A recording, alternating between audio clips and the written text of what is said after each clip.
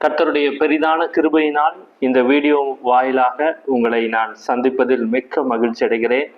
கர்த்தர் உங்களை எந்த குறையும் இல்லாமல் அவர் உங்களை பாதுகாத்து அவருடைய கிருபையினாலையும் அவருடைய தயவினாலையும் நம்மளையும் உங்களையும் அவர் வழிநடத்தி வருவார் என்று நான் எப்பொழுதும் விசுவாசிப்பேன், நம்புவேன். கர்த்தர் பெரிய காரியங்களை நம்முடைய வாழ்க்கையிலே ஒவ்வொரு நாளும் செய்து கொண்டிருக்கிறார். ஏன் அப்படின்னு நீங்க கேட்டீங்கன்னா, நம்ம வாழ்க்கையில அவர் நம்ம மேல் வைத்திருக்கிற திட்டங்களும் தரிசனங்களும் மிக பெரியது. இந்த உலகம் வேணா நம்மளை அற்பமாக எண்ணப்படலாம், இல்ல உதாசீனப்படுத்தலாம். நீ எதற்கும் லாய்க்கற்றவள், நீ இதையெல்லாம் செய்ய முடியாது என்று நம்மளை ஏளனமாகவும் குறை சொல்லலாம். ஆனாலும் ஆண்டவர் நம்மேல் வைத்திருக்கிற திட்டங்களும் தரிசனங்களும் மிக பெரியது. ஆனாலும் அது வருவதற்கு வரைக்கும் நம்மளுடைய காத்திருப்பு காலம்தான் கொஞ்சம் கடினமானதாக இருக்கும்.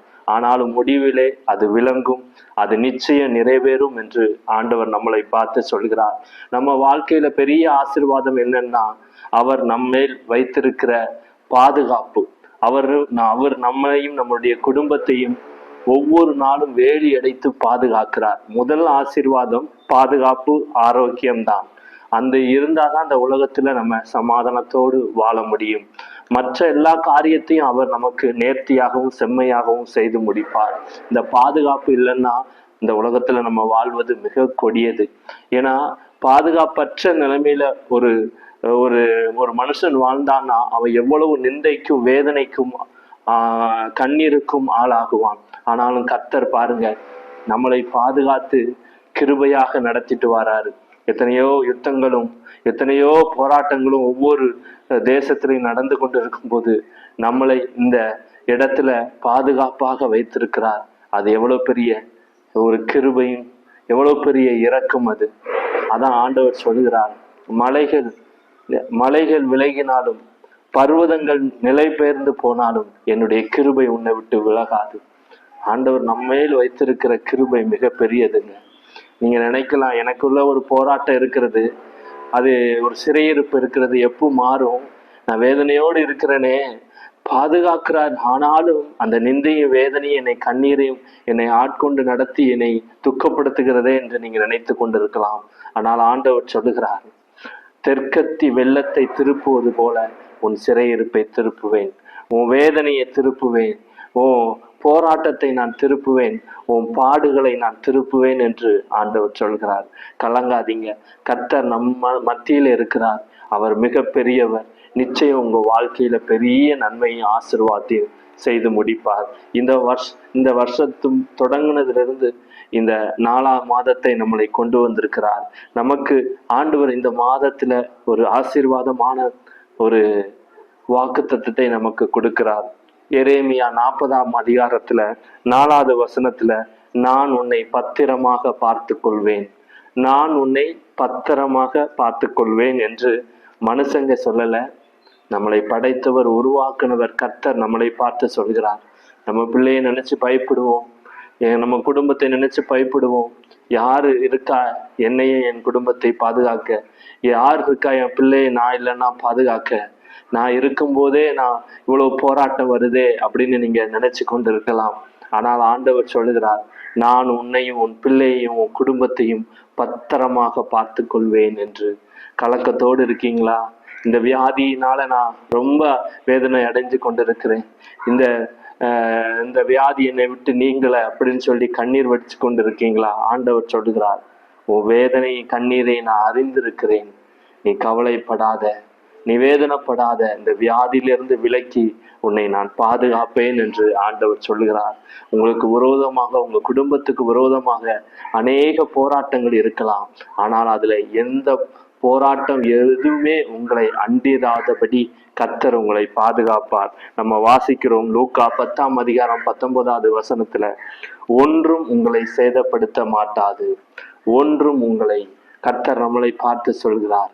நீங்க எந்த சூழ்நிலையில் இருந்தாலும், உங்க குடும்பம் எவ்வளவு இக்கட்டுகள் போராட்டத்தில் பிசாசின் கட்டுகள்ல இருந்தாலும் கர்த்தரை நோக்கி நீங்க கூப்பிடும் போது அது ஒன்றும் உங்களை சேதப்படுத்தாது, உங்க குடும்பத்தை உங்க பிள்ளைகளை ஒன்றும் சேதப்படுத்தாது என்று ஆண்டவர் சொல்லுகிறார். நம்ம சங்கீதம் 121 7வது வசனத்தை வாசிக்கும் போது, கர்த்தர் உன்னை எல்லா தீங்கிற்கும் விலக்கி காப்பார்.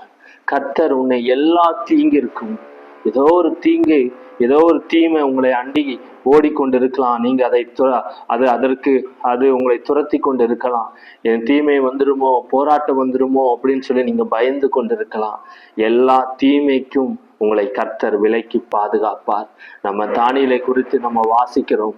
அவன் சிங்கக்கபில போடப்படும் போது கர்த்தரை விசுவாசித்தான். எனக்கு இப்படிப்பட்ட ஒரு போராட்டம் என்ன நடந்தாலும், என் ஜீவனுக்கு ஏதுவாக என்ன நடந்தாலும் நான் அவரை விசுவாசிப்பேன், கர்த்தர் ஒரு நாளும் என்னை கைவிட மாட்டார் என்று அவன் விசுவாசத்தோடு இருந்தான். நம்ம வாசிக்கிறோம் தானியேல் 6ஆம் அதிகாரம் 22வது வசனத்தை வாசிக்கும் போது, சிங்கங்கள் என்னை சேதப்படுத்தாதபடிக்கு தேவன் தம்முடைய தூதனை அனுப்பி அவைகளின் வாயை கட்டி போட்டார்.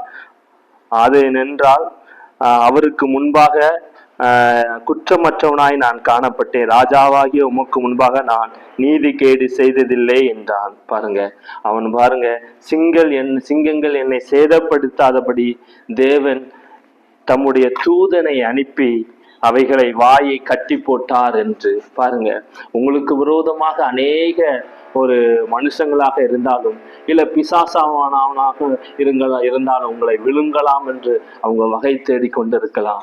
ஆண்டவர் வாயை கட்டுவார். உங்களுக்கு விரோதமாக பேசுகிற வாயை கட்டுவார். உங்களையும் உங்க குடும்பத்தையும் அவர் வேலி அடைத்து பாதுகாப்பார். நம்ம தானியேல் 6ஆம் அதிகாரம் 23வது வசனத்தை வாசிக்கும் போது, அப்பொழுது ராஜா தன்னில் மிகவும் சந்தோஷப்பட்டு தானியேலை கெபியிலிருந்து தூக்கிவிட சொன்னான். அப்படியே தானியேல் கெபியிலிருந்து தூக்கிவிடப்பட்டான். அவன் தன் தேவன் பேரில் விசுவாசித்தபடியினால் அவனில் ஒரு சேதமும் காணப்படவில்லை. நீங்க விசுவாசிக்கீங்களா? கர்த்தரை நம்பி இருக்கீங்களா? நிச்சயம் உங்களுக்கு ஒரு சேதாரம் இல்லாமல் கர்த்தர் உங்களை பாதுகாப்பார். எத்தனையோ எனக்கு விரோதமாக செய்யறாங்க, எனக்கு விரோதமாக எழும்புகிறாங்க, நான் என்ன செய்வேன்? என் பிள்ளைகளுக்கு ஒரு நன்மை நடக்க விடாம தடுக்கிறாங்க, தடை பண்ணுகிறாங்க, எனக்கு விரோதமாக அநேக கட்டுகளை செய்யறாங்க, நான் என்ன பண்ணுவேன் என்று நீங்க கலங்கி கொண்டிருக்கலாம். ஆனால் ஆண்டவர் சொல்கிறார், உனக்கு விரோதமாக எந்த ஆயுதமும் வாய்க்காமல் போகும். நம்ம வாசிக்கிறோம் ஏசாயா 54வது அதிகாரம் 17வது வசனத்துல, உனக்கு விரோதமாக உருவாக்கப்படும் எந்த ஆயுதமும் வாய்க்காமல் போகும். உங்களுக்கு என்ன ஆயுதங்கள் விரோதமாக உருவாக்கப்பட்டாலும் கர்த்தர் அது எல்லாவற்றிலிருந்தும் உங்களை விடுதலை ஆக்குவார். அது ஒன்றும் உங்களை சேதப்படுத்தாது. உங்களுடைய பேலை, உங்க குடும்பத்தை அது ஒன்றும் சேதப்படுத்தாது. நீங்க நடுக்கடலில தத்தளிச்சுக்கிட்டு இருக்கேன், என் பேலை கரை சேருமா என்று நீங்க வேதனையோடு இருக்கலாம். ஆண்டவர் உங்க பேலை எல்லா புயல் காற்றுக்கும் போராட்டத்துக்கும் விலக்கி பாதுகாப்பார். உங்கள் குடும்பத்தையும் கரை சேர்ப்பார். நம்ம ஜெபிப்போம். என் அன்பு தகப்பனே, உம்மை நோக்கி நாங்கள் பார்க்கிறோம் அப்பா. ஆண்டவரே, உம்முடைய பிள்ளைங்க ஏதோ ஒரு காரியத்துல போராட்டத்தோடு பலவீனத்தோடு இருக்கலாம். அது எல்லாவற்றிலிருந்து உம்முடைய பிள்ளைகளையும் பிள்ளைகளுடைய குடும்பத்தையும் ஆண்டவரை நீர் பாதுகாத்து ஆண்டவரை கரை சேர்க்கணும்ப்பா. நான் உன்னை பத்திரமாக பாதுகாத்து கொள்வேன் என்று நீர் சொன்ன வார்த்தையின்படி ஆண்டவரை அது நிச்சயம் நிறைவேறட்டும். நீர் ஆண்டவரை உம்முடைய பிள்ளைகளை இந்த மாதம் உள்ள ஆண்டவரை எந்த போராட்டத்துக்கும் விலக்கி, ஆண்டவரை கண்ணெறிகளுக்கும் விலக்கி ஆண்டவரை பத்திரமாக பார்த்து கொள்ள போறீங்கப்பா. உம்முடைய பிள்ளைகளை வேலியடைத்து பாதுகாத்து கொள்ள போறீங்க. அவங்களுடைய தொழில் ஆண்டவரை, வருமானம், குடும்பம் ஆண்டவரே, எல்லாவற்றையும் நீங்க வேலியடைத்து பத்திரமாக பாதுகாத்து கொள்ள போறீங்க. நிச்சயம் உம்முடைய பிள்ளைகளை நீங்க பாதுகாத்து வழி நடத்துங்க. உம்முடைய கரம் இருக்கட்டும். இந்த மாதம் உள்ள அவங்க எங்கெல்லாம் பிரயாணம் செல்கிறாங்களோ அந்த பிரயாணத்துல எல்லாம் உம்முடைய கரம் உம்முடைய பிள்ளைகளை பத்திரமாக பாதுகாத்து கொள்ளட்டும். ஆசீர்வதியும் பலப்படுத்தும். இயேசு மூலம் ஜெபிக்கிறேன் ஜீவனுள்ள நல்ல பிதாவே. ஆமேன், ஆமேன்.